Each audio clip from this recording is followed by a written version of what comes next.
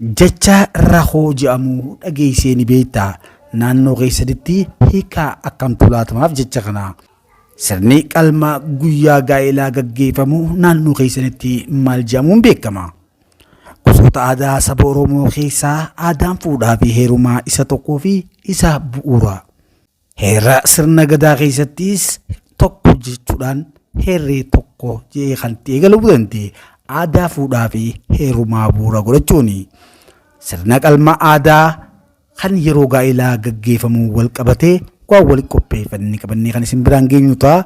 Hamma dhuma sagantaa keenyaatti turtii bareedaa taasisaa isiniin jenna.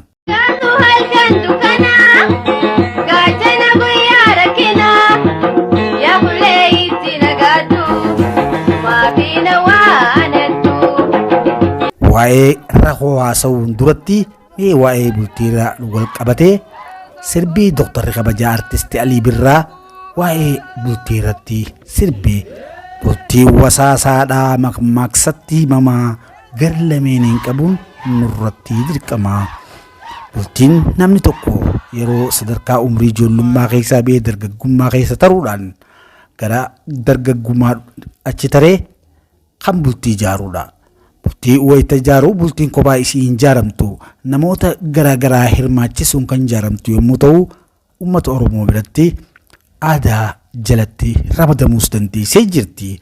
Uummanni Oromoo uummata baatuu baasaa gurraacha sirna gadaa kan uumee addunyaaf gumaache sirni gadaa bu'uura walqixxummaa ilma namaa ta'uurra taree wantoota lubbuu hin qabneef wantoota afaan beekanii fi hin beekneef kan bu'uureeffatee ta'uun wal nama hin gaafachiisu.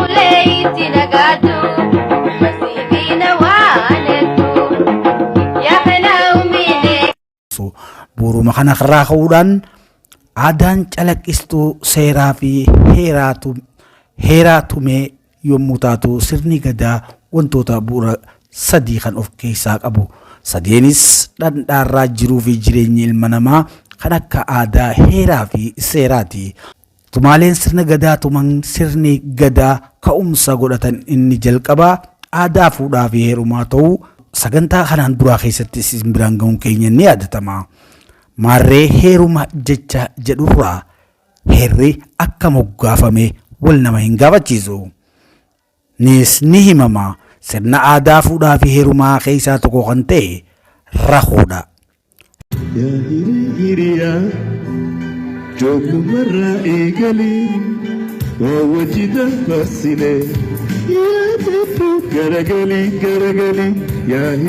Rahoon sirna qalmaa guyyaa gaa'ilaa olaanaa fi olaantuun seensa karra irratti gaggeessan yommuu ta'an sirna yeroo ammaa akka waan falaa fi falfalaatti fudhatamee gara badduutti deemaa jirudha.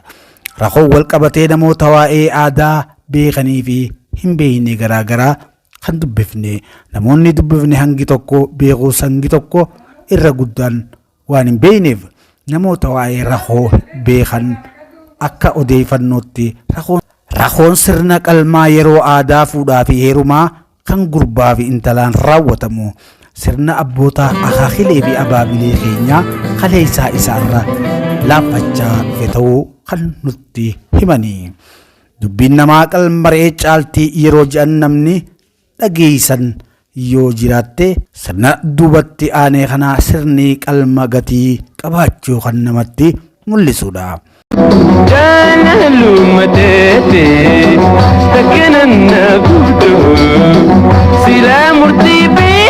Keessahuu naannoo baha Oromiyaatti namni fuudhee tokko yeroo qarmaammee gubbaa ga'u beeyladaa mataa muree ol seenaa.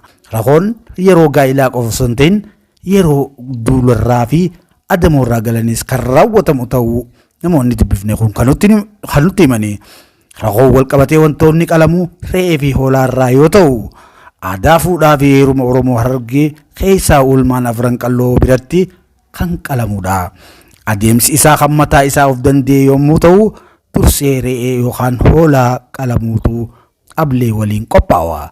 Kaayyoon iyyoon sirna kanaa milkaa'inaan namoota lameen walitti dhufe kanaaf yeroo ta'u amaamoonni yookaan gaa'iloonni akka mooraa warra gurbaa balbala irra geenin isiin duratti qabuudhaan inni qalaa.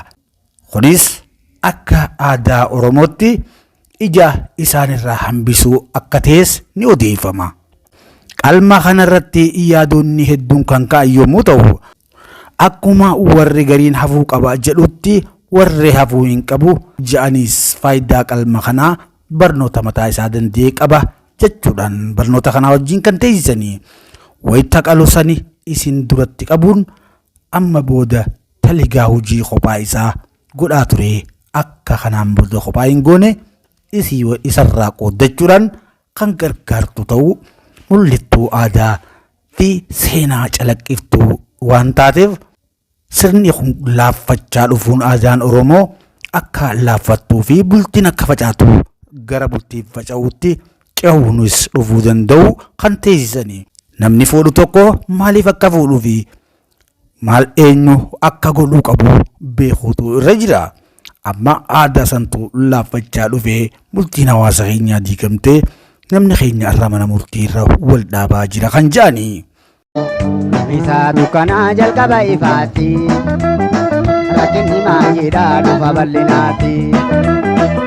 Bisa dukkanaa jalqaba ifaatti rakkinni maayidhaa dhufa bal'inaatti.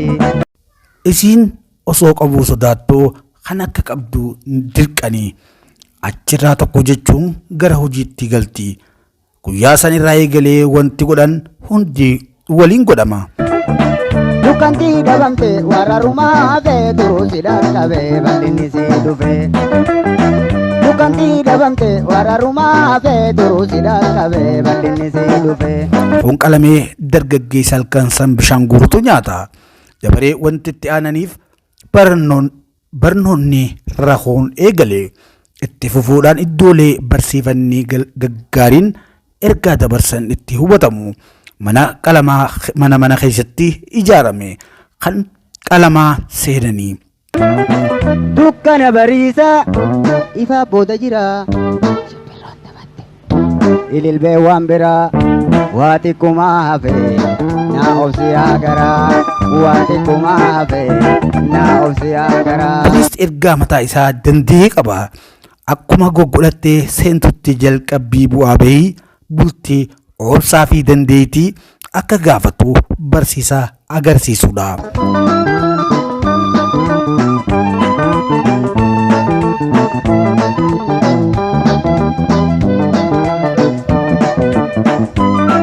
Hawaasni muuxannoo haala kanaan dhalaa dhufee fi isaan re'ee rakoo fi qalamaa hin beekne jidduu jiru dachii fi samii akka ta'anis kan nutti himani. Kanaafuu bu'aa qabeessummaa sirnoota aadaa utubanii baarree dhalootaa barsiisuun ga'ee mara keenyaati. Torbaan sagantaa fakkaattuu biraa akkanaa qabannee kan wal agarru ta'a. Arraaf xumuree nagayetti.